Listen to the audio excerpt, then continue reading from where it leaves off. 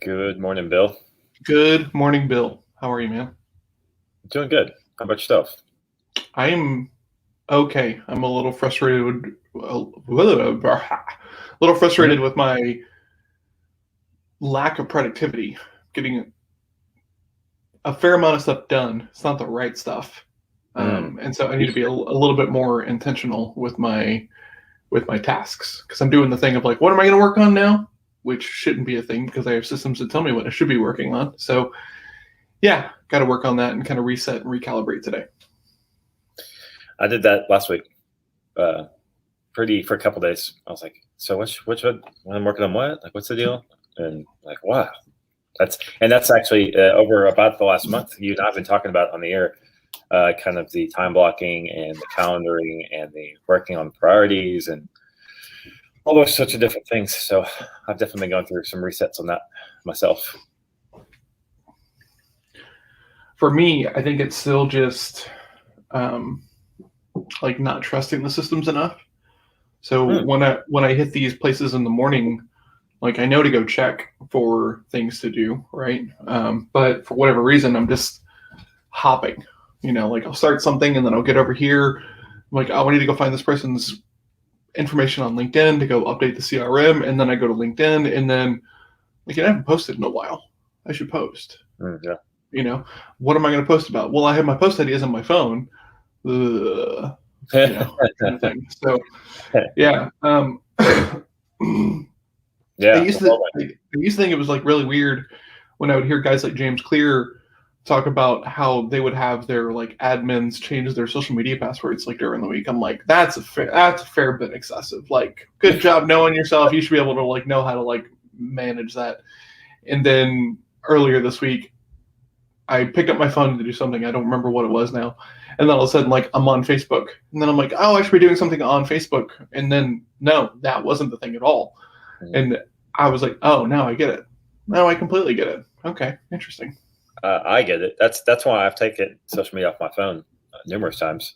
Instead of changing my passwords, I just take it off my phone. And if I need it, I'll log on. So Yeah. I think that a lot of that has to do with people who are more like I'm more. We talk about this all the time with me. Like I'm more affected by my environment than maybe you are. For example, like you're more bulletproof, I think, than to distraction in certain ways and levels than I am, and probably vice versa in other ways. But in particular, I really, really get distracted by or excel depending on my environment, like how things are set up around me, in front of me, for me. And so doing stuff like that makes total sense for me.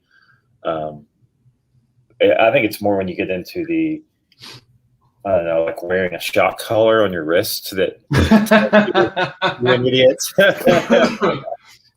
And what kind of weirdo would do that? I don't know. Weird. Hold on, let me just scratch this thing on top of my head. Yeah. Melissa and I got into an argument about work stuff yesterday, which is pretty uncommon for us. So it was about a work thing, or you two got in an argument and it was while at work? Both, actually. Okay. Both of these things.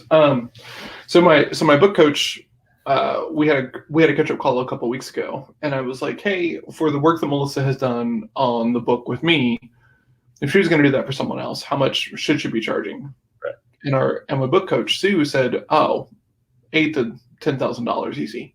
And like Melissa's mouth like just dropped. And so then ever since then, I have been thinking about, man, like she needs to have more room to do this, more time to do this, because like this is huge. It would be incredibly validating for her and good money for her as well. Mm-hmm. And so ever since then, I've kind of been thinking about if she was going to do, 10 books in a year, she would need a certain amount of like time and space to do this. So in the back of my head, I'm like, I'm spinning up stuff. I'm like, oh, okay, like I want that for her. So all of this has got to change. And I didn't tell her any of this, which is my fault, right?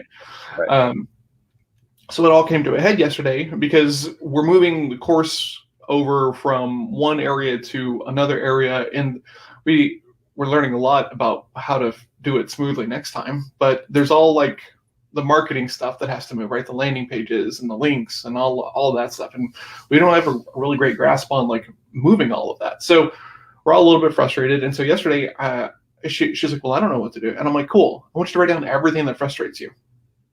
Like just everything that frustrates you. If you're like, God, I wish this was easier, write that thing down. And she goes, why would I do that? And I was like, because right now we're both working like this is how we want to work, essentially, because we're not really taking a whole lot of time to kind of sit down and figure out together how to make it better. So right now we're saying that we're okay with how our work balance is.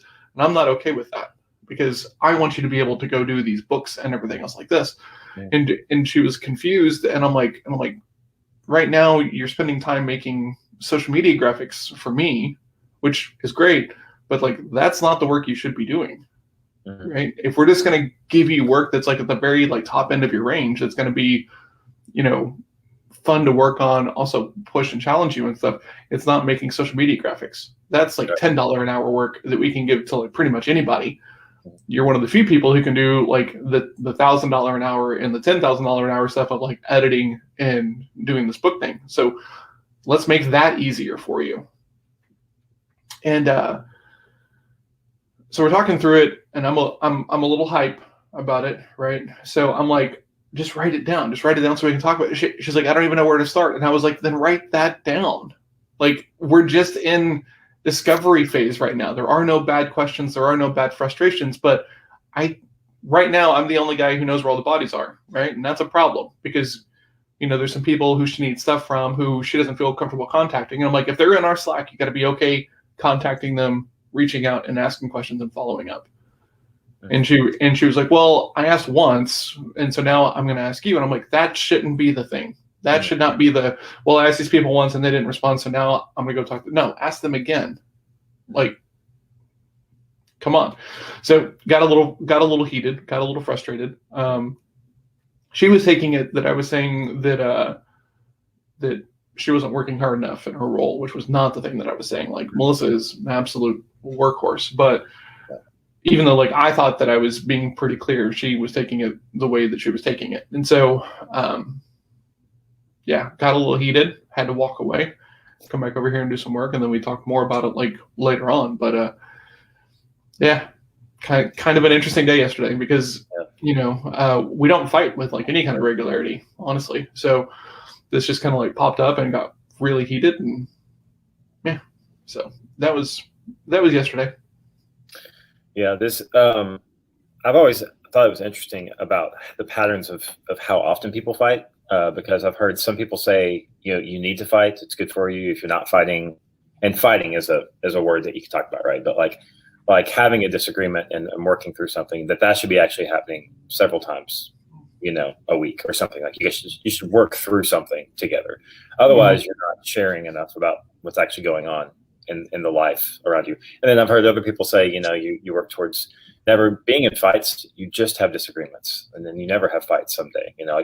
I just always thought that's interesting because certain personalities, that's not going to ever be possible for, and for other ones, like they're going to stuff it all inside. And when the fights come, they're once every 6 months, and it's a huge explosion. Yeah. Which that's not good either. So it's like, I just find that fascinating how often people fight. Well, I mean, there is something to be said about like storing it up and storing it up and storing it up and storing it up, right? When I first started to learn about DISC, one of the people who I was learning from was talking about how like S types will they talk about them as stamp collectors, right? So they'll be mad at this little bitty thing over here on Monday and a little bit mad about this thing on Tuesday and then Wednesday and Thursday and then Friday they come home from work and they're like, hey, where's dinner? And they're like, oh, it's a little bit late. And then this causes the outrage, right? Because you hit the critical mass. Mm-hmm. Because depending upon where you are and how you view this stuff, conflict is either something you enjoy or something to be avoided at all costs, right? Yep. Independent of your confidence about the thing that you're arguing about or not. It's just uncomfortable to argue with people. That's very much a thing, right? And Melissa is kind of like one of those people, she'll kind of hold on to stuff because like she doesn't blow up at you. So she doesn't ever, you don't get the chance to work through it. Right. So it's like these like slow burn kind of things that, escalate. Yeah. And it's something else I take from a lot of people, conversations I hear about people fighting is what, and you said it too, actually, is what you think you were conveying pretty clearly is not what the other person received. Absolutely. Yeah. And if you just think about that in like social media, for example, if you're being really clear on social media and a fight stirs up, think about, the degree there versus, because you're at your house face to face with body language and it didn't connect. It didn't work. Yeah. Think about social media. You're like, it's right here. I'm laying it all out, and they're still mad or fighting you. Like, well, it's just, what did you call me? I didn't call you anything. Yeah. I said that a select group of people who believe this way are a little silly. If you're lumping yourself into that group, that's on you. Like I have no control over that. But since everyone is primed and like reading the words that they want, it's so funny because Melissa set up Alice and Michelle's daughter to have a weekly reading session out loud, right? And they're reading through the Harry Potter books and they're doing it out loud. It's hard to read out loud. Like it is a different set of skills, right? And so because of that, a lot of people are not really great readers anyway, right? So you're already primed for a fight anyway. So you're reading through this comment, right? And you see the one word that's going to trigger you. You're not reading for context at that point. You're reading for something to be pissed off about. You're looking for a reason to get offended. Well, I'll say Lila Smith wrote a post one time that was really, really good. And it was, try whenever you post on a subject that has some sort of fuel around it. Doesn't matter if you think it'll cause a problem or not, but try to only write with how she stated. Of course, she's so good with that. Anyway, basically asking questions. Don't lead out with an opinion. Lead out with a question around a topic, and you'll get more people who are willing to talk about it in a way that's healthy. Versus if you only just go, boom, here's what I do, or here's the thing, you're always going to get opposition. The hard part about that, in my view, is like a lot of people stack their like passive aggressive question first when it's like okay, your agenda here is not to learn, not to like include other people in the conversation. It's just to like come in here with a why don't people like guns kind of thing. Like that's not the real question, right? Like you're modifying the question to make the other people look silly, right? Which is just cheapening the entire interaction. What? I'm not allowed to have a gun? That I don't think anybody's actually saying that, right? So let's not go to the polar extreme. Let's not do the, well, I'm gonna take my toys and go home. Right. Okay, go home then. But like, don't go home angry. You're the one who's leaving, Right. I don't know. Yeah. Well, it does well to practice on topics that aren't super like to begin with, right? Like, like I think we should meal plan. Who has ever tried meal planning before? That's a good way to start that conversation, right? Versus, what? So Levi says a second ago, it's often hard to share room for improvement with someone who works ultra hard as a policy. I don't think I understand that. What am I missing there? I think what he's saying is people who typically work very hard, like as a value, they've grown up, whether it's you call it blue collar or just super hard worker. There tends to be in that personality type a little bit of, you don't think I'm a hard worker when you give feedback. I work hard all the time. I work really hard. Okay. No, it's not, I don't think you can sweepingly say that for sure, because I know people who've been very humble who work very hard. But I think it's more along those lines, right, Levi? I got to go in a minute. So, you got to go. It's school day.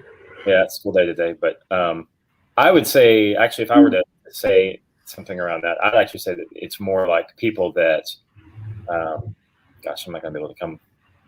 There is a certain personality type that is much harder to give feedback to, but I think it's less about the disc and more about like the ego level.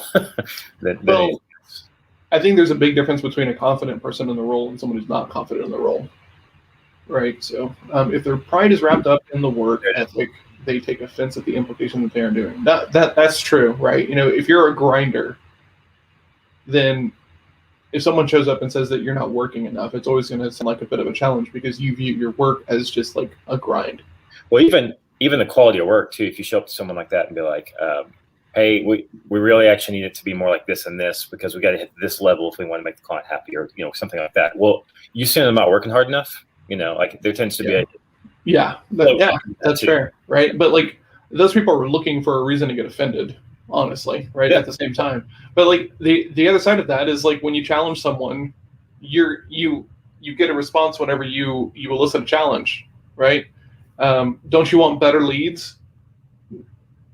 Well, you're challenging them about the quality of their leads when their version of better could be way different than your version of better, right? So let's talk about what that is, right? As opposed to you just showing up and being like ham-fisted about it and saying, oh, well, I can get you better leads.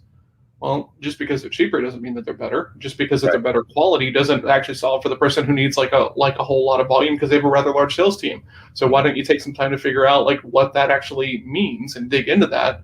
So that way you're not doing this thing, right? But like anytime you put challenge onto someone, whether they're a prospect or someone on your team or your partner or anything else like that, they're going to respond how they're going to respond. And then after that, the refinement loop is how do we have uncomfortable conversations without that gut instinct happening? The level of strength that you bring into a conversation typically gets mirrored to start. Because if you can strong, they tend to react. If strong in their opinion, that that makes sense. And the key word there is pride in that statement. I think if they have pride, pride.